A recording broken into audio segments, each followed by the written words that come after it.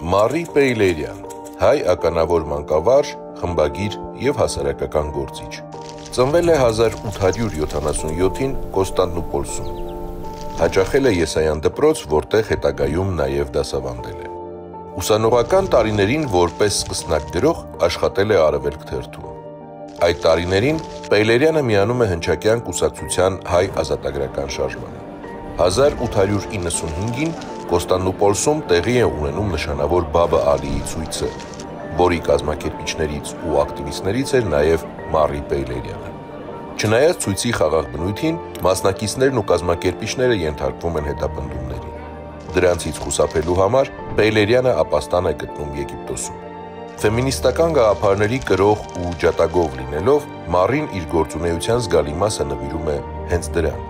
1902-ին Կահիրեում հիմնում է կանանց նվիրված Արտեմիս հանդեսը, որի հրատարակմանն իր աջակցությունն էր հայտնել անձամբ Ղրիմյան հայրիկը։ Այս պարբերականի շնորհիվ հայ կանայք առաջին անգամ հնարավորություն ստացան ազատ ու հանրային քննարկելու իրենց սոցիալական խնդիրները։ 1908-ի երիտթուրքերի ապստամբությունից հետո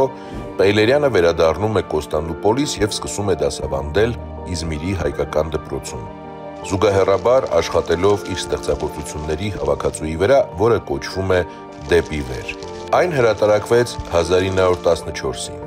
Պեյլերյանի նշանավոր ստեղծագործություններից են «Փառք ձեզ», «Խաղաղության խոսքեր» բանաստեղծությունները, ինչպես նաև «Վեղարավորը», «Սելիմաղան», «Կեսուրը» և այլ արձակ երգեր։ 1915-ի հայոց ցեղասպանության ժամանակ Մարի Պեյլերյանը ներառված էր ձերբակալության ենթակա 200 հայ մտավորականների ցուցակում։ Սպանվեց ապրիլի 24-ին, 38 տարեկան հասակում։ Անցյալի հայ գնոջ համար ընտանեկան կյանքը թժողք մներ։ Նա ըստ վերմը պետք էր լալ,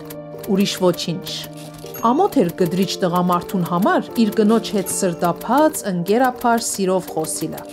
Գնափարո կգոչվեր ան այդ բարակային իր շրջանակեն և կմեղադրվեր ու կնախատվեր իրեններեն։ Եթե ըսելիք մը ուներ, բարդավոր էր խոսիլ խստաթեմ, գրեթե առանց կնոջը երեսը նայելու։